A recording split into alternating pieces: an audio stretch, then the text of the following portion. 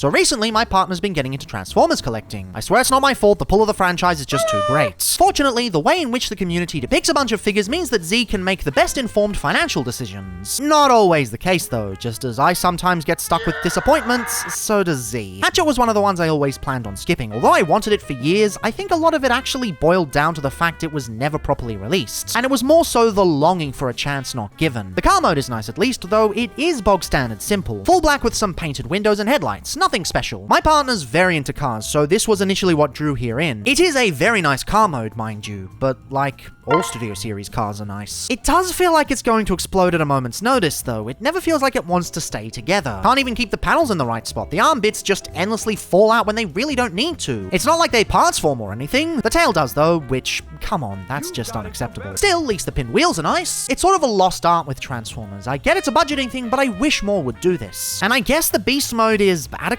The kibble looked a lot worse in stock photos, but in hand, it feels pretty flush. Honestly, the butt plate actually looks better if you leave the tail off, as it becomes more streamlined. Not like the tail locks in place very well anyway. At least the head sculpt is pretty cool. You can tell this is where most of the retool effort went, because it's more carefully crafted than any other part of the body. This figure is fine, I guess, but as a second Transformer anyone would ever buy, I can see why it would seem like quite a shock. There's definitely far worse on the market these days, but I wouldn't have bothered getting one myself. Especially since the Cyberverse one back from the original film is way better.